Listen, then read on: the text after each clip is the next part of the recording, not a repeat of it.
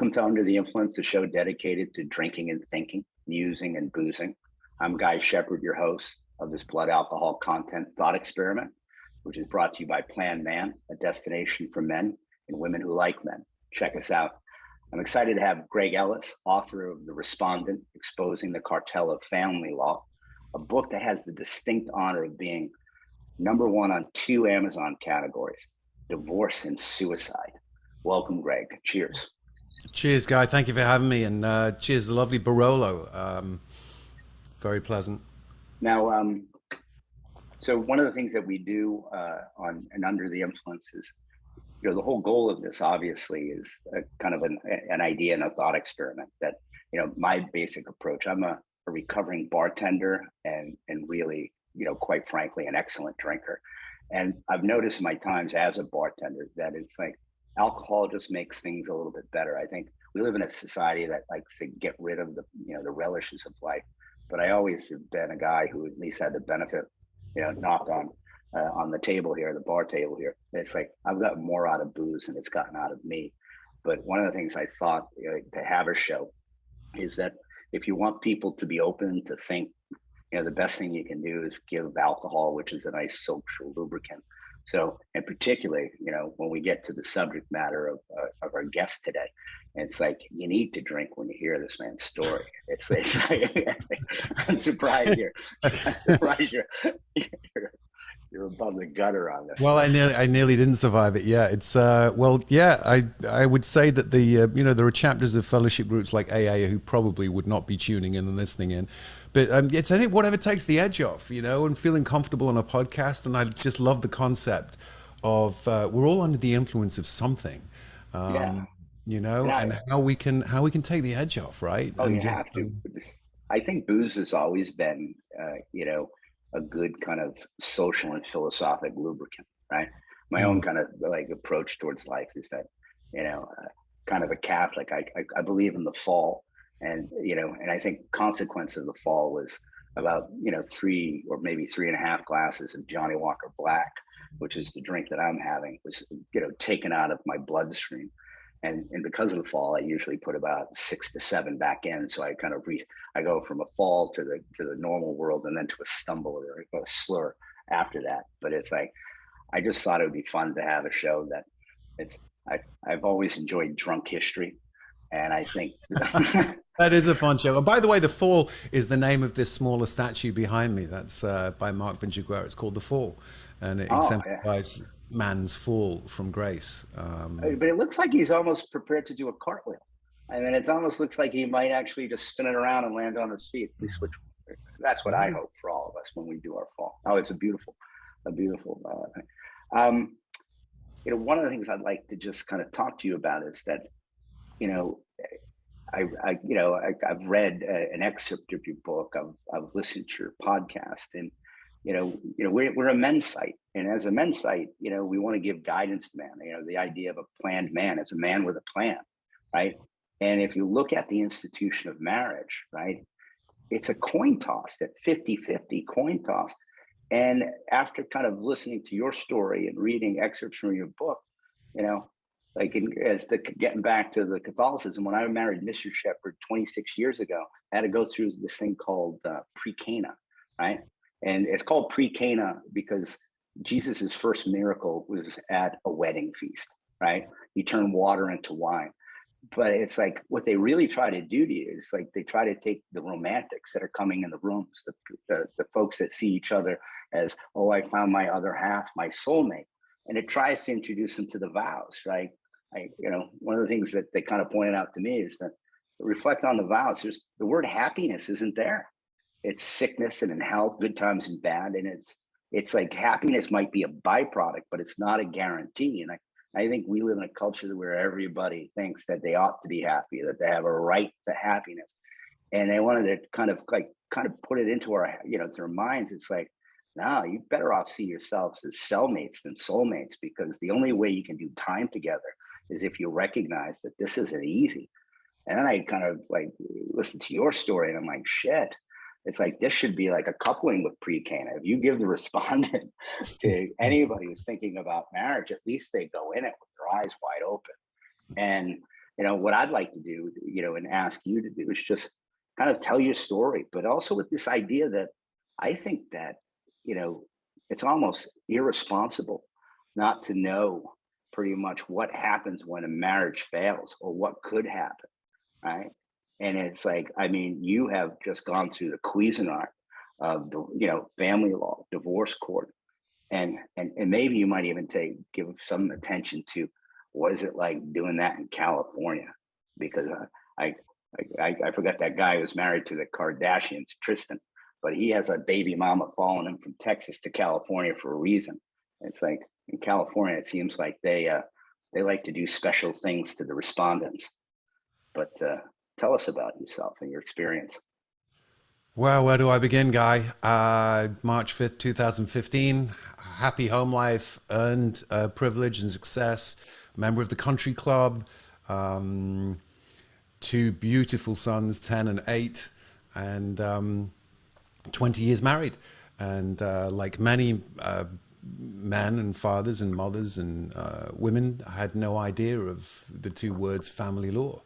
And in the span of 8 hours, literally around 4:15 in the afternoon on March 5th, 2015, it was a Thursday, two police officers, the doorbell rang, two police officers arrived, and then there were three, and then there was a sergeant, and then there were five.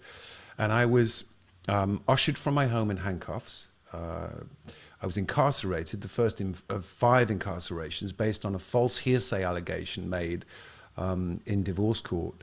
I became homeless overnight, almost destitute overnight, and watched helplessly as I lost every material possession that I'd ever earned throughout my life. And my sons lost their father for half their childhoods.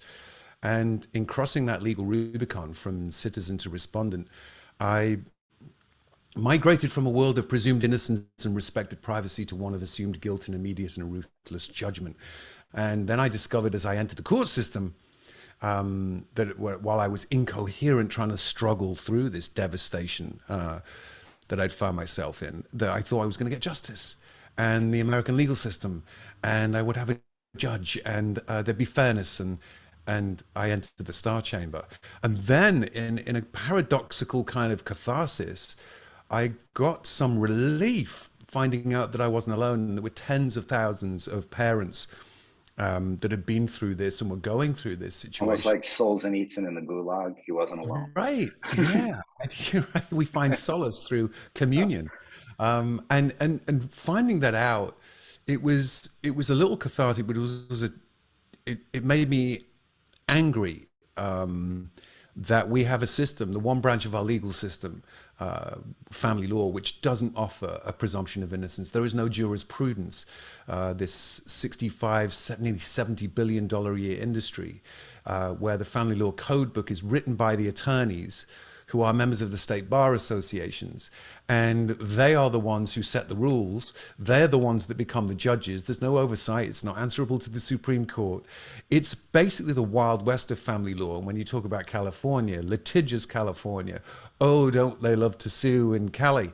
And you put that together in this kind of melting pot vortex of attorneys who aren't held accountable, who are racking up billable hours, churning at the expense of family estates. They literally take on cases and look at the estate and go, oh, this estate's worth $3 million. We can keep this going for 9 months to a year until we've built them dry, and then we'll leave the case. So, with my story in my book, I was like, how do I approach this and speak about this? Because I have to, because it was silent for so long in the court system. Could you explain the title? I mean, that's one of the things I really liked that I thought captured the inequity. We all believe that we're innocent until proven guilty, but you capture the soul of what it is to find one's itself in the respondent's chair. I thought that was nice. Yeah. So, well, originally the first title for the book that I wrote, a working title, was "How to Survive When Your Spouse Wants You Dead and Has the Legal Ways and Means to Kill You." It was going to be a survival book, a strategy book of like how to actually dodge the silver bullets and all of that. But I arrived at the respondent because it has not only does it have a kind of John Grisham ring to it, but it also is the name given to that person who responds. So in legal parlance, you have a petitioner and a respondent. In a court of law, you would have the plaintiff and the defendant. So in essence, the respondent is the defendant, on the back foot from the word go. So that's why I called the book "The Respondent," exposing the cartel of family law. It is a legalized cartel. I mean, when I got deeper into the research and found out that states are reimbursed $6,000 for every child that's placed into foster care, I started thinking, hang on, is this child protection services or child profiteering services? What are we doing with our families? How did we get here where we have a legal system that doesn't provide a presumption of innocence, guilty till proven more guilty? And then you put on top of that the icing of smash the patriarchy, all men bad, believe all women, all of this radical neo-feminist messaging in the media about how, the entirety of womanhood is victimized, and victimhood has become the new social currency and its economy's booming. You've got younger generations of men hearing this signaling that you are bad, you are not worthy, you're not good, merely by the fact that you were born with the wrong chromosome. So I thought, you know what, I have to share my story. So I share my story. And that really is a vessel for the other stories that are out there, all the same, different details, with a view to hopefully having some impact on changing the system, on affecting public policy. Thank you. Thank you. Cheers. Take a sip of that Barolo. Now, why did you choose Barolo? We didn't. I've always loved the Barolo. I do like red wine. I like the aroma of the tar and roses of Barolo. I love the fact that it's very earthy. I feel like I'm really tasting the earth. The aging process, I think it's 5 to 10 years before it's released. I love that area of Piedmont as well, and how they go about their, is it enologisting? I forget what the word is, but the grape picking and it's really, there's so many reasons why I love the Barolo. I thought you chose it because it's like, being in the respondent's chair is like being in an Italian tragedy or something, Well, yeah, it is. I mean, I use the word Kafkaesque or Kafka trap. Yeah. That really just sums it up. I mean, you literally go from being a decent law-abiding citizen one day, which I was, no criminal record, no history of violence. I had 2 commendations from the police in England for helping out the police. I was what you would call a law-abiding citizen, a little flawed, all men are. And then suddenly to have that happen and them show up and my life just get turned upside down. It was living the dystopian Kafka trap in an authoritarian maze where there is no way out. I mean, that's what's so startlingly horrific. The thing that I really liked when I kind of heard about your story is that there has been a shift in incentives. Like once upon a time, there was something called fault divorce, right? And the way that the old regime wanted to keep men in their homes is that they had the sharing of the marital assets. So if a guy wanted to leave the house, what was the old joke? How do why are divorces so expensive? And the quick back is because they're worth it, right? So it's worth the guy giving up half his stuff to leave. But when you change out fault for no fault divorce, now all of a sudden people can just go and get out when they're no longer happy. But when it comes time for family law, it's like it's stuck in pre 1960s, it's like it's still like the fault regime where a guy's like wealth. If a woman doesn't like the smell of her husband, she's not happy with her husband, right? She can choose to leave, right, and take half of someone's stuff and take his money, put him in a basement apartment, send him home to his mother while she's getting funded in a wanderlust. And it's like, it seems like there's just a great inequity that's happening out there.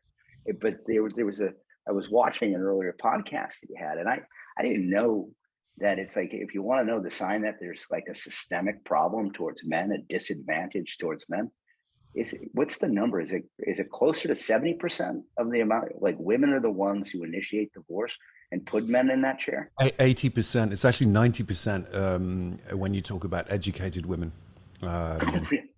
Yeah. And Tell me a little bit more about this, because I'm married to a PhD. Oh, excuse me. There's a 10% chance that you're going to be okay. Look, you mentioned no fault divorce, which I believe they've just brought in the UK, and friends of mine who are were saying yes, this is great, and people in California where it started in the 50s and 60s, they thought it was great, and what unfortunately the legal system, when it's unchecked, interprets the law in a specific way. So you get the law of unintended consequences. And according to surveys at the time that no fault divorce came in, the institution worked nicely for many women. I won't say most or all, but many women who enjoyed their lives with their chivalric men whose life's ambitions didn't much exceed protecting and providing for their families. They used to be honoring being a homemaker or a housewife, as we used to call it in the UK.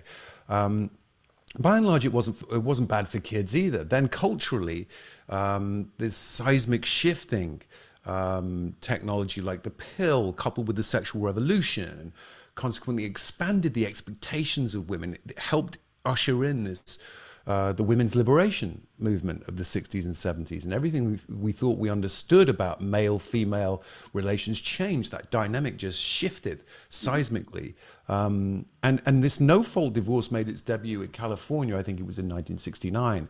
I think Reagan as governor was the one who pushed it in. Was Pushed he it really? through, I believe. That's interesting. Coincidentally, in 1969 was the great meeting of the heads of the feminist movement, and that's when they in New York had a meeting and decided that they would shift their PR and marketing and public messages to focus on two words. You know what those two words were, Guy? No, Toxic masculinity. That was masculinity. 1969. So Wow. after 1969, that the no-fault divorce law became the law in all 50 states a few years later. And initially, I think it did make divorce easier, fairer, safer for women and men alike. Um, but you know, what we What? what we what we got with the advancement of women's rights for all of its many virtues, it authored a virulent strain, I think, of feminism, which we now see today, a third and fourth way of feminism, neo-feminism, which is very different to the equality factual feminists like Camille Paglia or Mm. Christina Hoff Sommers, that and myself, I can be a feminist too, where we want the same values for I women. mean, I think it's better when we say that. We call it a genuine humanism. Like, what is the opposite of equity feminism, right? Inequity feminism, right? It's like, it's what we should bind us together is a certain humanism. But the thing that I've recognized about this stuff is that I think on a one level of law where you let people go to the door when they're unhappy is one thing, but the idea that they held this vestige of like the equal sharing of property on the other side, like I can understand where if a guy wants to short his wife and say, hey, we got into an until us death do us part contract, I want to turn it into a lease. Anytime you're trying to get out and restructure an agreement, there's penalties for that. But what I think they did was they just, like, all of a sudden we can all go for the door from whenever you wanted the door.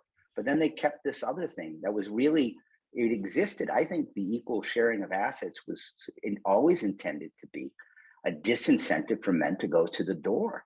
So if you want to know why women are going to the door at the numbers you said, 90% of educated women, because there's an incentive to do so. Because you can say, I married this guy, I don't like the smell of him. I got what I want from him. And now there's a system where I can push him to the door and get what I want and no longer have to be next to him. And it's like, I think the problem with family law, it's like it is in this weird world where people can go to them based on a modern reason, and they apply like an old-fashioned medieval justice on the guys, and that just sees them as like almost like an ATM machine without the idea of genuine fault, right? Because I could say it's like Warren Buffett wanted to leave Mrs. Buffett, right? I think Mrs. Buffett deserves a very good life, but unless she was whispering in the sage of Omaha's half the ideas that he took in order to kind of become the wealthiest man in the world, I don't think she deserves half of that. I think it's I think that notion is just somewhat ridiculous, right? And particularly if a trophy wife wanted to kind of do the same. I got to you because I think you're handsome, you're smart, you're successful, and all of a sudden she wants to leave. And it's like, I don't think you're supposed to get half. I don't think you should be going to jail for that. I don't think you should be criminalized for that. So I think it's this weird world where it's half modern, half ancient. And I think we have to tell the feminists, it's, if you really believe in the ideal of human equality and the idea that, we should kind of be able to pursue happiness and deal with it as adults, we have to have family law catch up to this thing, right? Because we're Yeah, like and I right don't. now, it's just like a Cuisinart for good men. Yeah, I don't think family law has caught up, and I think it'll be a long time before it does. And I don't think it ever will if we can't get the presumption of innocence introduced. I mean, I know someone who, years ago was brought up on false allegations of domestic violence, and he sat before the judge, and he said, he put his wrists up and said, "Your Honor, arrest me." And the judge said, "What?" He said, "Have the bailiffs arrest me." And the judge said, "Are you insane?" And he said, "No, I get more rights as a criminal than I do as a father in family law." And he's right. Terrible. And Yeah, yeah. that going to the door, look, people, you talked about the commitment, the vow, okay, till death do us part. I'll do my best. I mean, I was in the Cub Scouts, and that was, we used to go, Arcala, we will do our best. And that's what I think marriage should be. I'm going to do my best. And if I can't stick by the vows, I'm going to find somewhere that I can get some assistance, or we're going to have to work at our relationship and our marriage. And it's too easy to go to the door, but what many people are finding is, as they get right to the door and put their hand on the knob, there's a divorce trap, and it's a trap door, and there is no way out of the trap door. If someone, and it's not necessarily either spouse, if an attorney wants to continue the acrimony and keep churning, only one, they only need one, it will stay in court. If a judge wants it to stay in court, it will stay in court. And there's so many cases of corruption. I mean, I watched a video the other day of, I think it was about 20 family law judges and some attorneys, and they were all discussing on a Zoom call. They thought it was a private Zoom call. And they were discussing how they could make more money, where they would siphon the money off, how they could keep cases going longer, should they start LLCs or corporations. Disgusting, disgraceful And on tape behavior. though, this is good. Send Oh me that yes. link. Oh, this is all going to be part of the Respondent documentary, which is in development. All right. Well, you have to feed it to the public slowly. So we'll have you write a piece for Plan Man. Just Oh, I'd be like, happy to. I would love it. I'd be happy to. Yes, absolutely. But look, yeah, it's symptomatic, I think, of this our culture, which is making it easier to not, like, we should be proactive. Like with COVID, we should have been proactive. The messaging was wrong. Social distancing, terrible message. Physical distancing, social connectedness. Okay, Hmm. we're social animals. With marriage, it's like, yes, you make the vow, but what's the preparation you put in beforehand?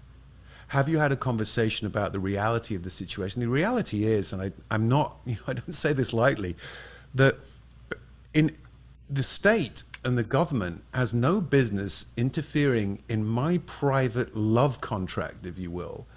But it does. It steps in and says, hey, if you want to sort this out, you can't have one attorney, you have to have two. And there has to be a family law judge. And they have to make arguments, and you have to do all of this paperwork and spend all this money. And the moment that you insert two attorneys into a relationship, a marriage, it's only going to go south. And the attorneys have the same interest, right? It's just they're not oppositional, right? It's just like watching one of those old cartoons of Hanna and Barbera where the wolf and the sheepdog are like punching in and punching out together during the Well, it's two during in the wolves.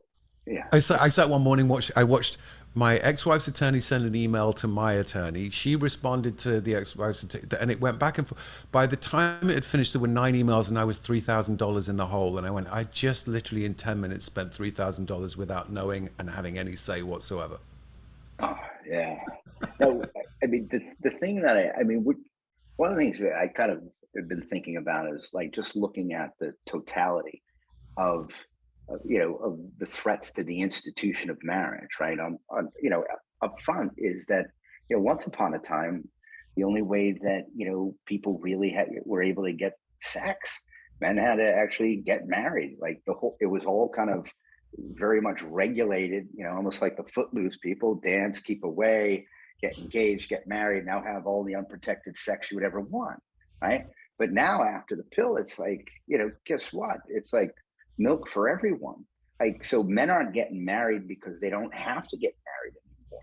And then you add to the fact that it's like, if I do get married, it's a coin toss that it's going to succeed. And if it It's a goes coin bad, toss even. You said twin toss. Is that coin, how you word? Listen, let's have a some. coin toss, heads or tails. I might be slurring already. Like I told you, I started with a point nine. Brilliant.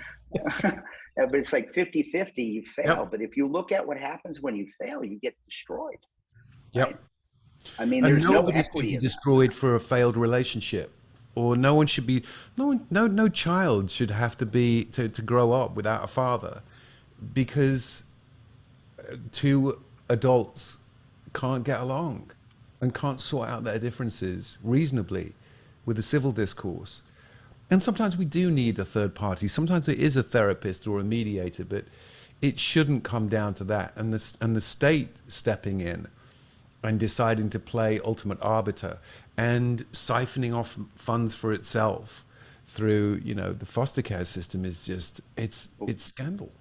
But would you kind of speak to that part of your experience where, so not only do you find yourself in a divorce and family law steps in, how do they treat a father in the relationship between a father and his children? Where if we all step back, we all know that fathers are important, right? That, having one, even after divorce, one that's present and can kind of be there for the kids. But does family law allow that? Do they make it easy for a father to continue to participate in their children's lives? No, we don't. First of all, I mean, take the case of Brad Pitt. Okay. He fought and fought and fought to get 50-50 custody. There should be 50-50 equal shared parenting. That should be the default law. It's only the default law in two states. We should honor fathering and mothering. Caitlin Flanagan, who I had on my show, she talked about, it takes a mother to raise a boy. It takes a father to raise a man. Man. And we don't honor fathering and mothering. It's a different kind of parenting. It's a different kind of skill. Mothers are the nurturers and pull children in close. Fathers are the risk reward adventurers and pioneers who are out there taking the chances. And if the son falls from the tree and breaks the arm, it's like, well, let's get on the horse and try again. Obviously, you get treatment. Mum was like, are you okay? You okay? Rather than, come on, let's forage forth. I mean, the hunter-gatherer, the mythopoetic, all of that seems to be lost in the conversation these days because we're helicopter parenting. We're keeping everyone safe. Oh, speech police, everything's problematic. No, we have to get back to a place where, boys and girls. I mean, this is the other thing, Guy. Like, surely improving the worthing and value that we instill in our younger generations of boys and young men improves the value and quality of lives of our younger generations of girls and daughters. Yeah. I mean, I say just on the flip side of that, I mean, I both have a boy and a girl. But for my daughter, I'd always say to her and also to my wife and friends is that, the unremarked benefit of feminism is that it freed fathers to take an active role in the mental and moral and kind of career development of their daughters. You see these women that are just sticking microphones up in the face of basketball players and football players. You hear the questions that they're asking. That is a young girl that actually watched Sunday TV with a father that was in her head, right? So we see the benefits of that, but it's, what we really have to do is what that Flanagan point was. It's like, caring for a baby, making a nice boy, but turning that boy to a man. I mean, not having that experience of a father in the house it's malpractice. And it's like in something that's called family law, if it's leading that malfeasance, malpractice regime, it's something that really needs to be exposed and reformed. I Right? agree. Because it's like, one of the things I liked and I saw on her show is like this. I don't know if you had Marilyn York as a divorce attorney. It probably would have been better if you knew about her later on. No, I didn't. For those who don't know Marilyn York, she was on episode 9 of The Respondent. She's a Reno, Nevada family law attorney. And what's wonderful about Marilyn is she realized and saw the bias in family law, and she decided that she would switch her law practice to only employ females and only represent men because she saw that men and fathers were being eviscerated, and not getting a fair crack. I mean, you talk about, the switching gender roles of women in the workplace, and or the rise of feminism. Well, if there's stay-at-home dads, then they may not be as well equipped, just primitively, like who we are. It's like women are great nurturers. They are better at being vulnerable. Men are more stoic. And Marilyn, she gives a great talk on TED Talk on this subject. But her and I, we talked about a whole myriad of subjects. But yeah, maybe if she'd represented me, I would have been better off. I certainly yeah, I can think about that. But the cause would be less, because you you probably wouldn't dedicate your life to actually bringing attention to these things, right? But Yeah, it's but how does one tell? Here's the thing, Guy. How does one tell when one needs, not wants or desires an attorney because there's a lawsuit or you're in a bit of bother? But like, this is your home, your estate, and your children, and you've been thrown into the vortex and you're spiraling down, and you need to choose an attorney. And how do you know if that attorney really understands, really is there ethically, because there's no real ethics in family law, is going to fight for you, and in a system that you have no idea at that point isn't fair, doesn't provide us a presumption of innocence, doesn't look upon the father as an equal. We hear so much about equality, and yet in what, like, shouldn't fathers be equal to mothers? Isn't it no, just but as it's like, but even there, it's like I've always laughed that, if you look at many of the reasons that a woman might give for wanting divorce, right? He doesn't share in the responsibilities of household and the raising of kids, right? So it's like there's not a fairness in the distribution of the home and its responsibilities. And then all of a sudden you get the family court, and it's like they presuppose that the woman is the natural better when it comes time for the raising of the kids. And it's like I've always said, well, if that's the case, like, why were you mad at me over there? It's like, if you were better than me over there and taking care and nurturing your kids, it's like you wanted me to do half of it then. But like when you go to divorce court, it's like there's this application of the 1950s to me. And it's like, how does that work? How can you keep both of those principles in your head at the same time? Because well, you would there's think that they're a a moral contradiction. hypocrisy, isn't there?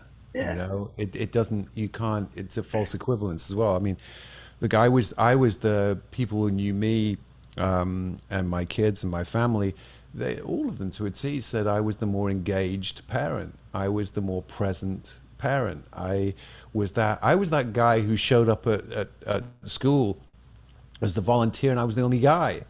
I would dress in my leprechaun outfit on St. Patrick's Day and bound around the school and Are you make up Irish, into my friend? songs. And no, I'm not, but I didn't think you were. love. But on Paddy's Day, you've got to have a little bit of a tipple and a bit of fun, haven't you?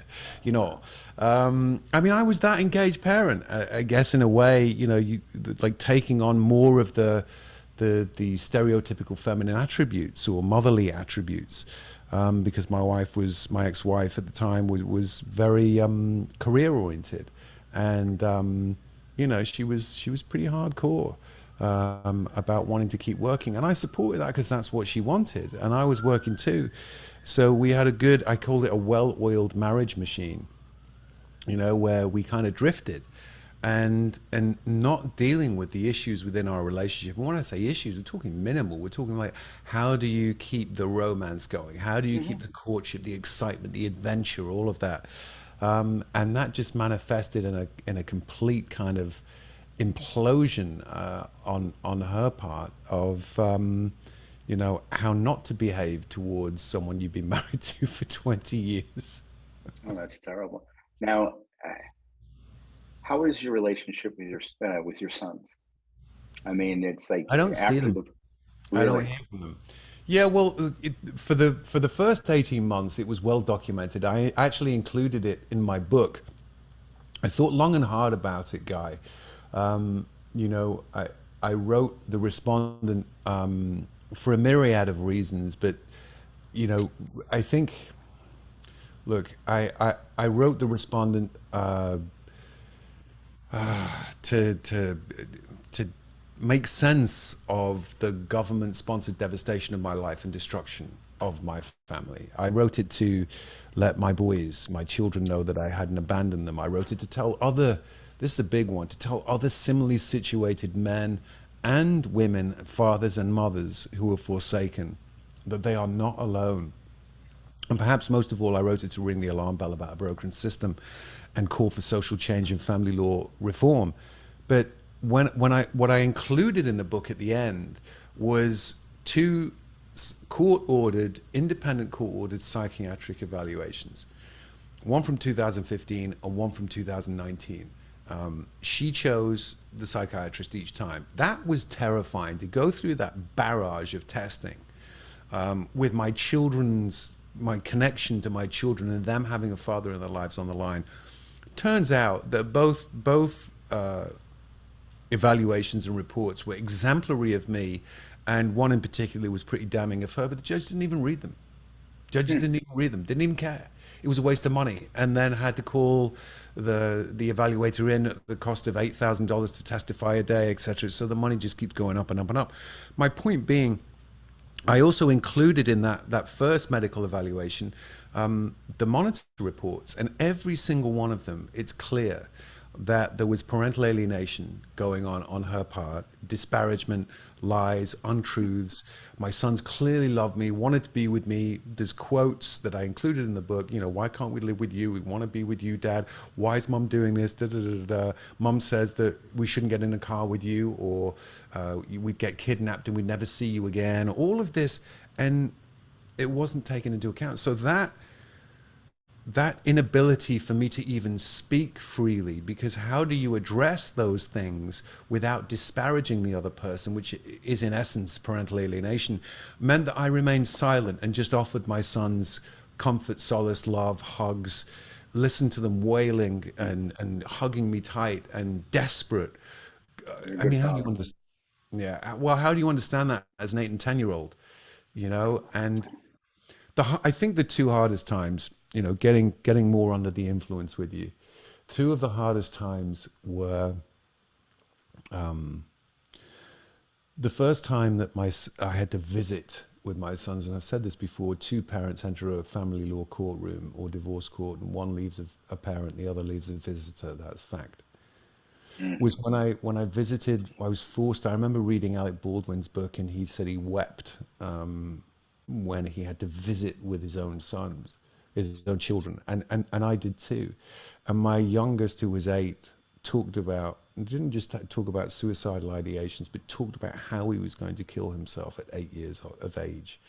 And that devastated me, to know that whatever I said to comfort him, first of all, I couldn't connect him with the tools to be able to help him, because what he wanted was not what his mother was doing. The devastation that the path that she'd chosen was, I couldn't, it's hard to talk about. I couldn't provide him anything more than love and comfort, while internally I was devastated and roiling at hearing this. My wonderful, both my boys are amazing.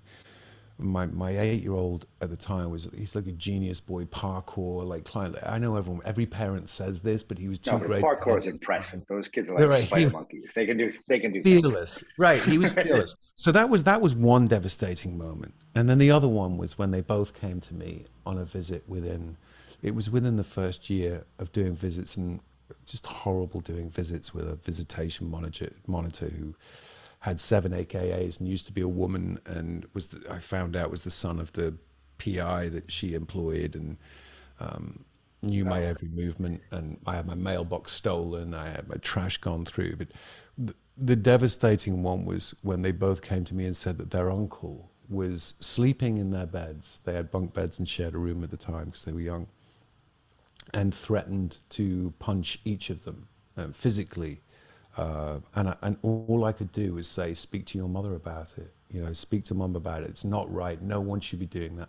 Your bedroom is a safe place and a sanctuary. And they came back the following week and said, we spoke to mom and she doesn't believe us. We think Uncle Drez is a bad person. He's not going to heaven. He's a child abuser. And there was that man inside me, yeah, the Northern English bloke inside me that just wanted to get in my car and drive over to this. I'm not going to say what I think of him and just teach him a lesson. Yeah. But then you go forward and you go, well, that's not And going to fix you anything, and go to that's not jail going again. You go to to jail again. You look like the that they caricature want that to they believe make of you you. are or they're presenting. Yeah, it's the perpetual cycle. No, that's incredible. Now, how old are the boys now? My eldest Charlie is about to turn 18 in April, and my 18 in youngest Smith April. is 15. I like April. I'm an Aries myself. How's he doing? I'm an Aries too, but I'm a March Aries. I think he's doing okay. My arms are wide open, but my door will always be open to my boys and my sons. They are the true innocents in all of this.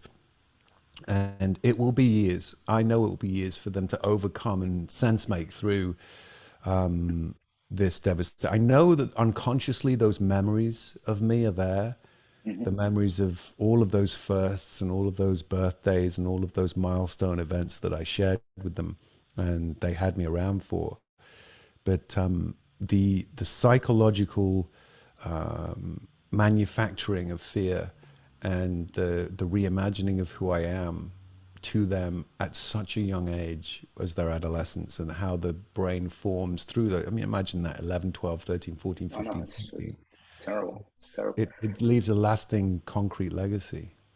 One of the things that we want to do is it's like you've gone through the ringer, right? You've experienced something that, as you know, you're not alone with. But what advice would you give to kind of young men who are thinking about bending the knee, right? Like, Oh, because you quite really frankly, got to put me on the what spot. do they need to know?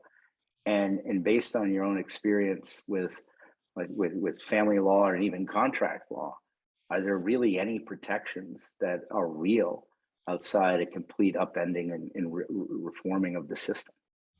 I don't know if there are, Guy. I mean, that's like, I hesitate to give advice to anyone, but I don't know if there are. I mean, we live this era of cancel culture and courtship and romance. And when I find out that you can be, you can get in huge trouble on a university campus for even saying something nice to to someone of the opposite sex.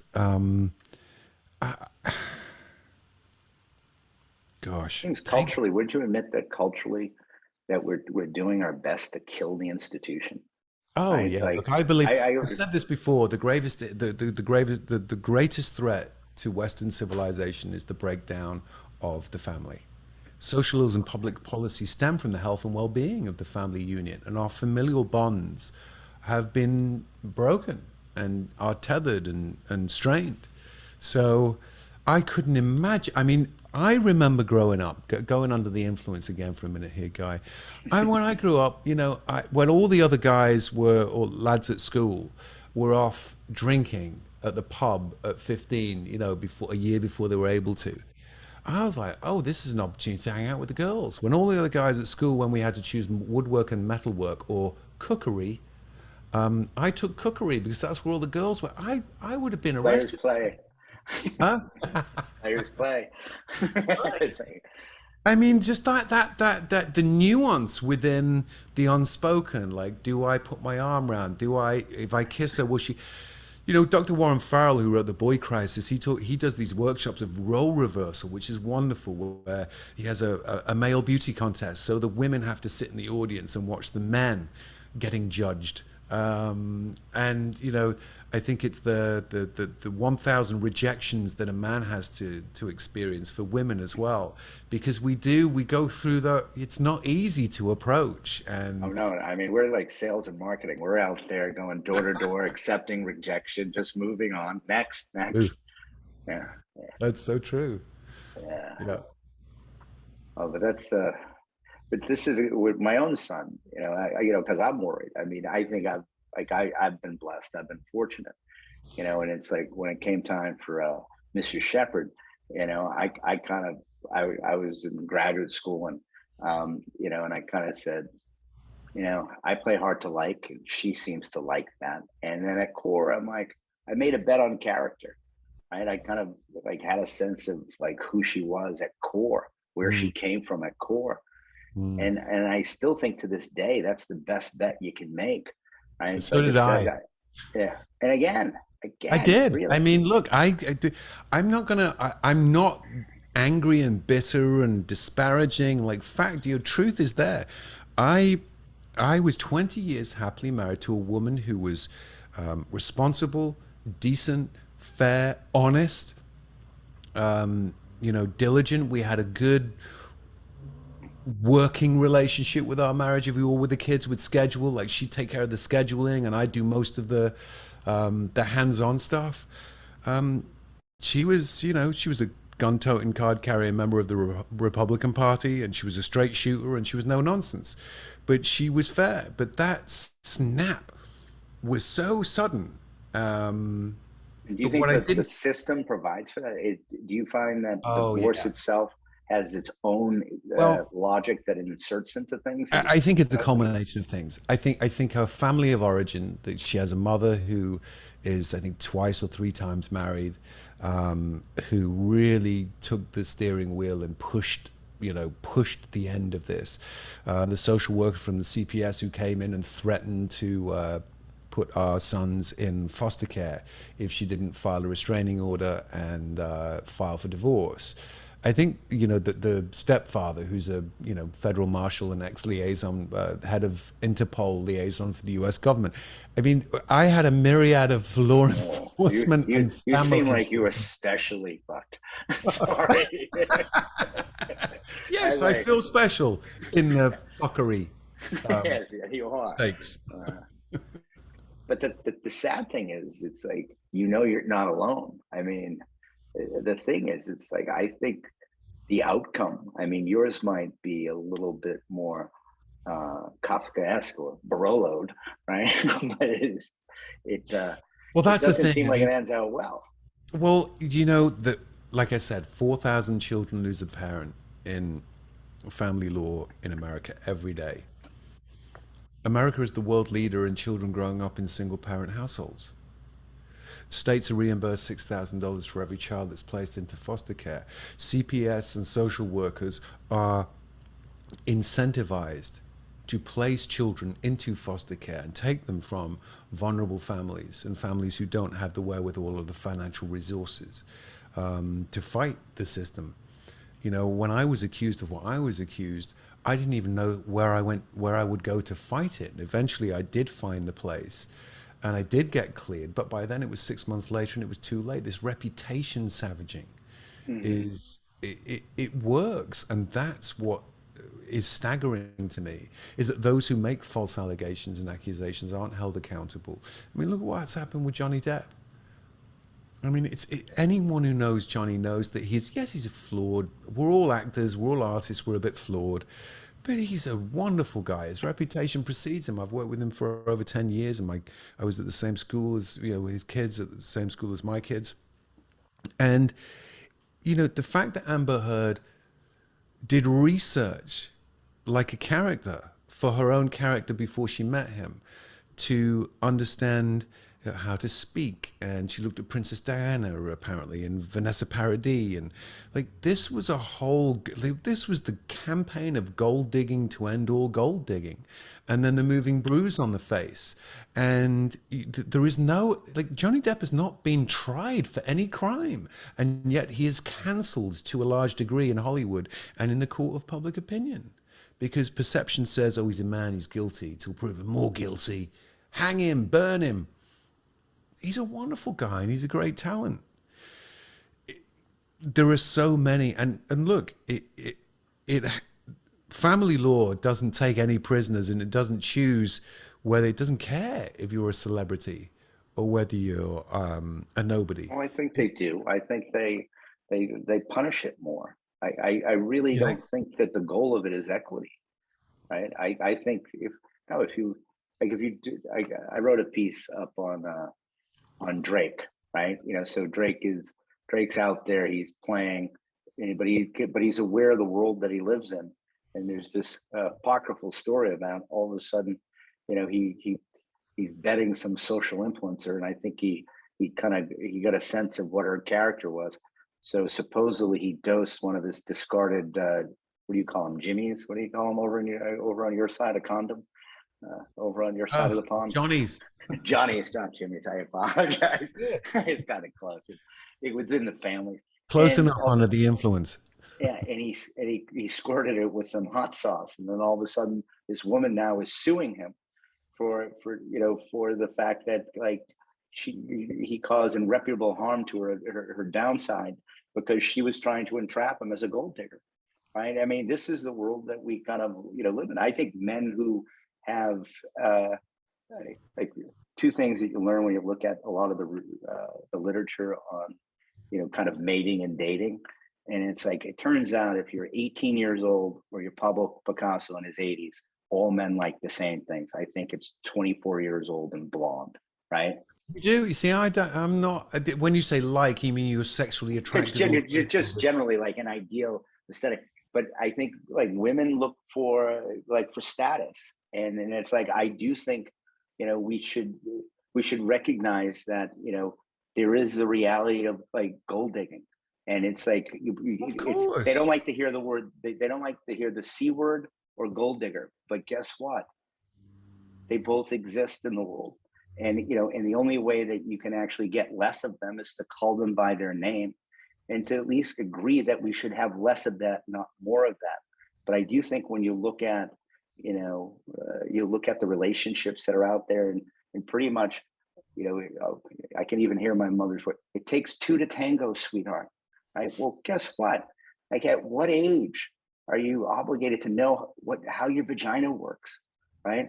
It's like it's like almost like feminism says, hear me roar, but they treat women like infantiles. Like people have to take responsibility for their sexual destiny. And it's one of the things that Plan Man is pushing. That I think, if you reflect on your story, you reflect on Drake's story, you reflect on like what it is to be a guy. Like, we got 1 million abortions a year that usually happen. I think men should, as early as they can, harvest their best selves, stick them in a freezer, and go get a reversible vasectomy, and then actually go through life, for the next 20 years, not having someone say, "Oops," right? So when the idea that having a children should be a deliberate act, I think it could be something easily solved. But I don't think outsourcing it has been good for men, particularly ambitious people. I think how many people in the NBA, quite frankly, go to college, let alone the NBA, without a child in tow, right? It's like it's real. Yeah, I was talking with an NBA star a couple of weeks ago, and I think it's $35,000 a month in alimony payments, and they're coming to the end of their career, and they've tried to reduce the payments, and they just can't get them reduced, and they can't sustain. I mean, this is why I wrote an article called "Black Child Support" and "Dead Broke Dads" rather than "Deadbeat Dads" and "Back Child Support." It's like Hmm. you look at what happened. You look what happens, particularly in certain states in the South, with men who just can't afford the child support to pay the child support hustle, the modern day debtors' prisons, because there's no, you get arrested for not paying, you get thrown in prison, you lose your livelihood, rinse, repeat. It's like it goes round and round, and it's a real travesty because it's the children who suffer. Yeah. And it's really this is why we have a dad deprivation crisis and a fatherlessness crisis.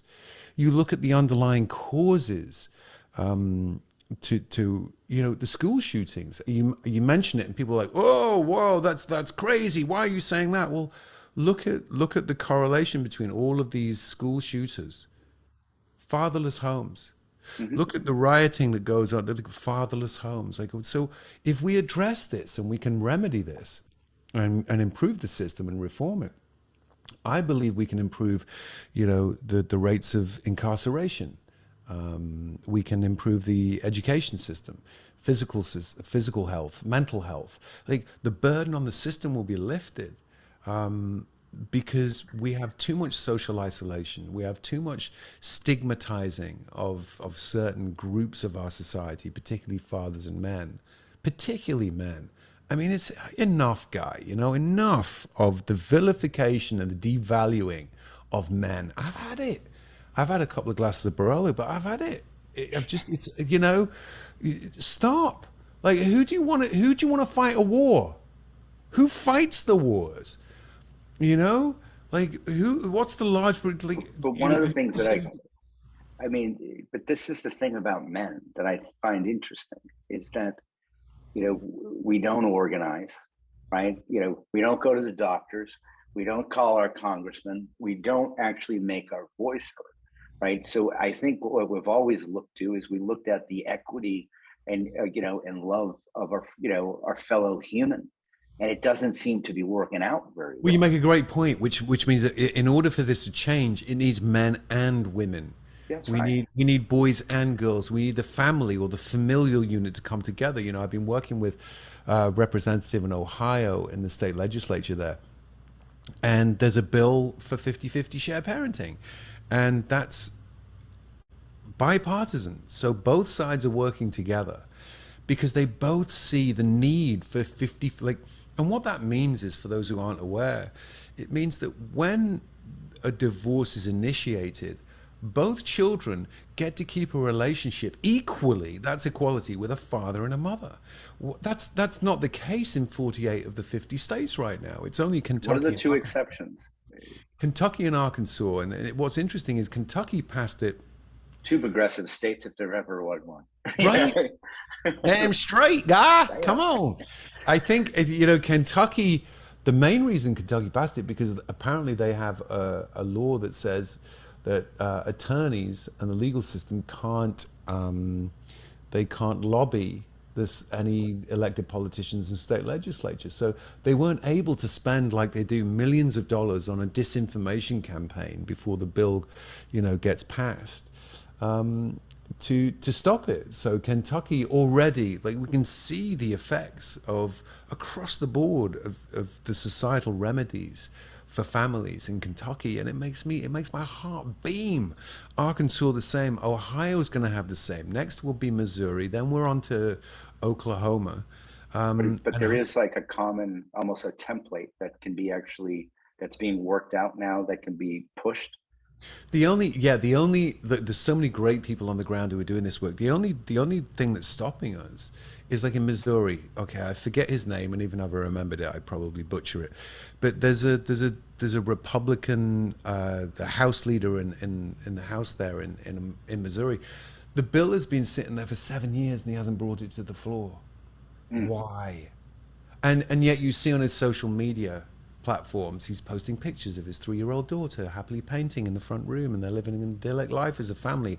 Meanwhile, he's not bringing forth a bill that will help families of his state.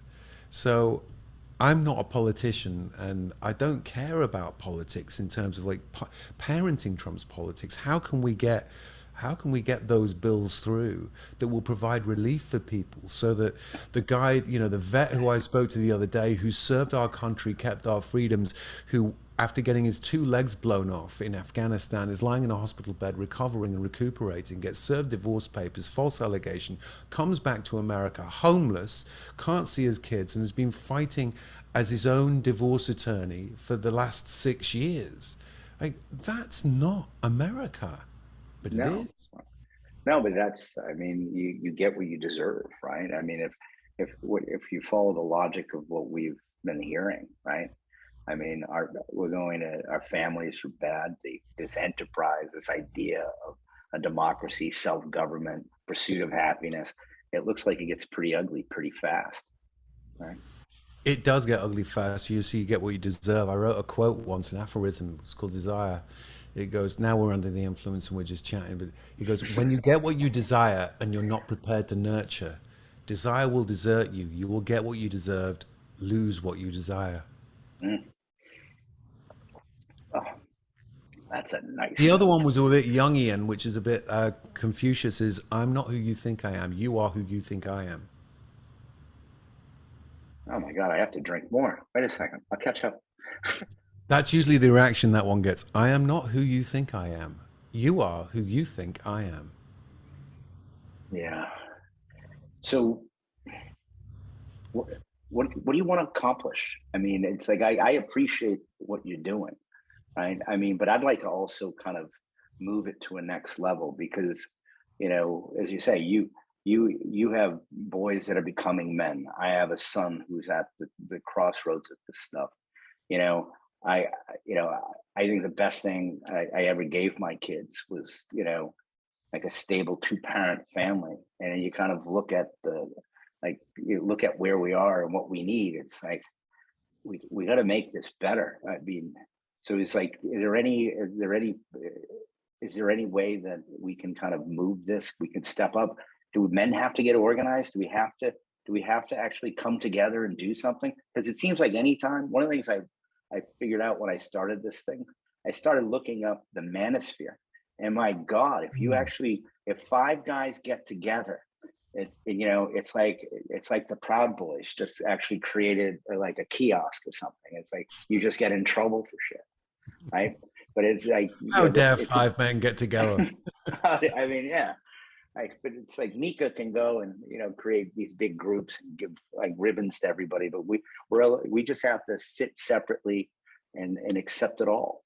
I think we need to really champion the voices of the true equality feminists, and hopefully Mm. they'll drown out the neo third and fourth wave feminists. What can we achieve, and how do we achieve it? Look, I've talked about this many times in terms of child and parent advocacy areas, keeping it child centric. So, in family law specifically, it's really five areas, five key areas. The presumption of innocence. It may not happen in my lifetime, but the more that we can tackle jurisprudence, the burden of proof must be on the accuser and not the accused. And domestic violence should be tried in criminal court. It's a serious offense, and I would think that every mother and woman would want to get behind that anyway. 50-50 shared parenting.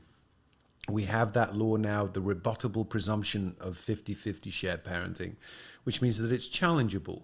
But that's the baseline presumption start place. A divorce must start with the default presumption that what is in the best interests of the children is for both parents to equally share in the parenting. The third is false allegations of domestic violence. When you look at the statistics, over 70% of domestic violence allegations are false or unprovable when they move from the temporary stage to the permanency stage. Those who make false allegations, like Amber Heard, allegedly, should be held accountable, and there should be real ramifications. In criminal court, we have what's the word for if you lie in court? You are I gosh, haven't what watched was Law and it? Order in a while. Well, Don't no, don't. I've never watched it. Never wa- Oh, I mean, all your listeners and viewers now are going, this is the word. This is the word begins with P. They're yelling But, it out, but it's like, yeah, but but they if you haven't lie, been if you lie in drinking. court, They haven't been drinking. I maybe they mean, have, and maybe they are drinking along with us. The fourth is parental alienation. Okay, we need to educate experts, parents, judges, and attorneys on how to better notice the signs of parental alienation and hold alienating parents accountable. Parental alienation is child abuse. It's brainwashing.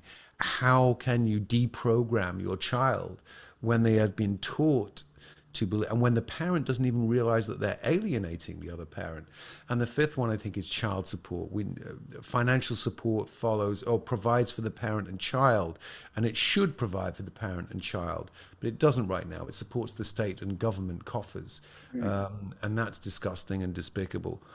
So they're the kind of main areas that I would say I'd like to see changed. And what I'm doing with CPU is, I'm on a mission to promote and improve child well-being by providing information and resources to the public, policymakers, practitioners, resulting in enhanced relationships and reduced conflict by for those parents and children navigating the current family law systems, workshops and programs that promote interpersonal relating.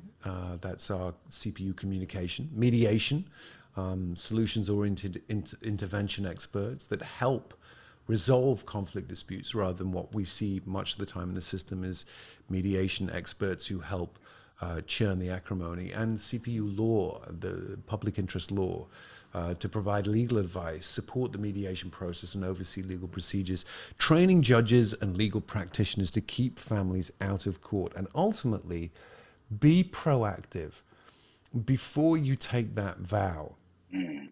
before you make that commitment. There is nothing to be gained from rushing. The familial forces may be like, oh, you have to, and it's romantic, and you have to.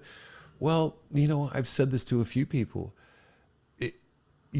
It's a misnomer to believe that you get a tax break from being married. And really, do you have to be married under the quote eyes of the law? No, you don't. Maybe it's enough to get married within your own ritual, your own practice, your own ceremony, whatever that may be, your own church. And it doesn't have to be You quote sound like unquote. Nick Cannon a little bit, but I like it. I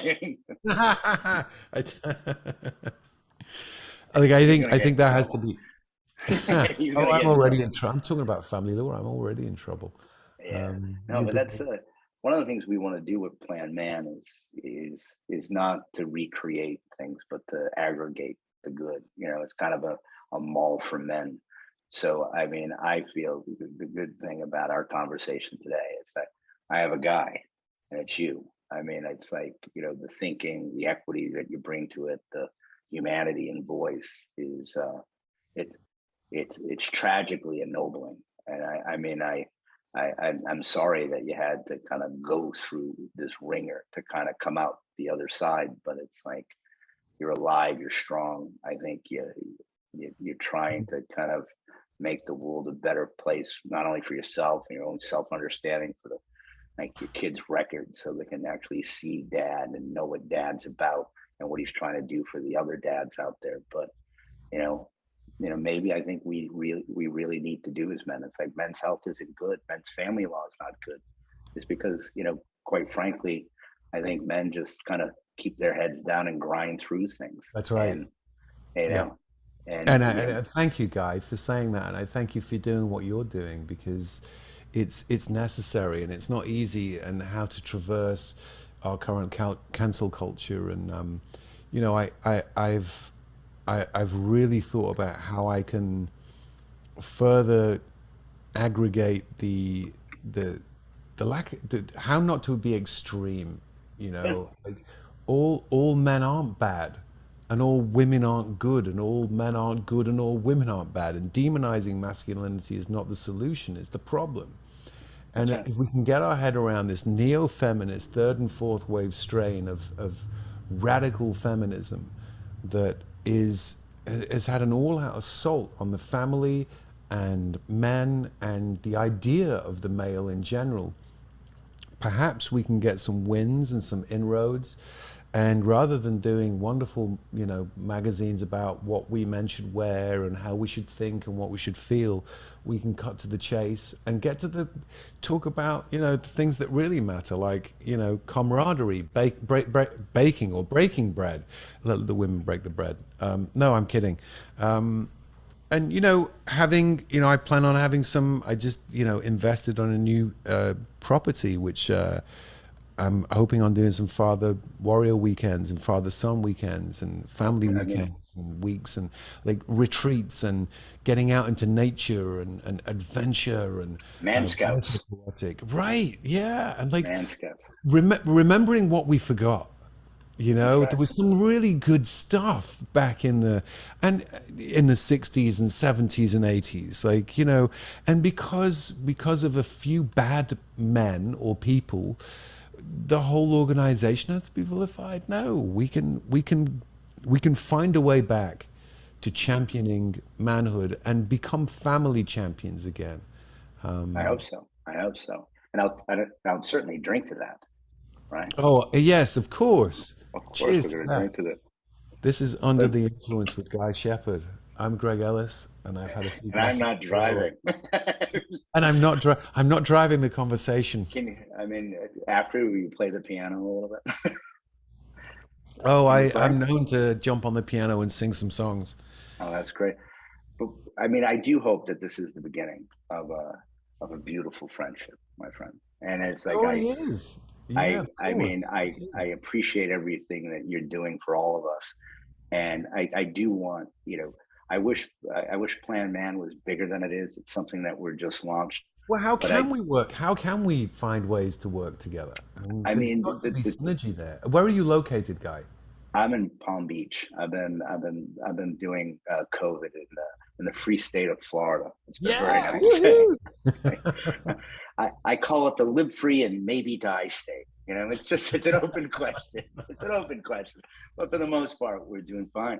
But I really just think that it's, you know, it's just one of these things. It's like the best thinking, you know, the best art, you know, the best music, everything happens in a decentralized marketplace. But what's Mm. really difficult is finding that stuff. So, you know, now when it comes time for understanding family law, you know, I discovered from you, if I have ever had a friend who's getting divorced in the state of Arizona, I'm going to send them to Maryland, York. But now I'm very interested in what's happening in taking, you know, these states that are doing it well and coming up with some templates that we all can push. And like, Yeah. here's the thing that I'm a little optimistic about this. It's like, you know, the good news is mothers have sons. They also have husbands that they like, you know.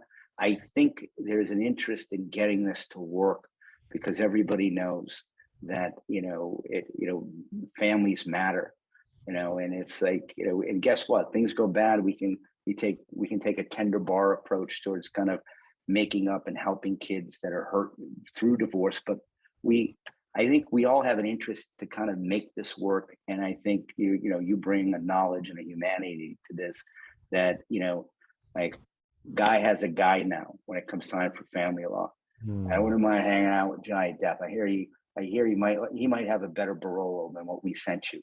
Right? Oh no, this is a marvelous Barolo, and I think you know, in all seriousness, you hit the nail right on the proverbial under the influence head. It's how we can come together, how we can be disagreeably agreeable if we don't agree on something, how we can find a civil discourse, how we can be less extreme. You know, on my show, I invited on one of the leaders of the Proud Boys and Antifa. Why? Because we need to bring people of opposing factions together to Mhm. find commonalities rather than differences. And I've been working for, gosh, the last 4 years now on building out ways in which, and what I learned, how to share what I learned. I have a free downloadable ebook called The Code, which you know, people can. It's immediate interventions into well-being for people who find themselves, particularly men who find themselves in the cauldron and quagmire of family law.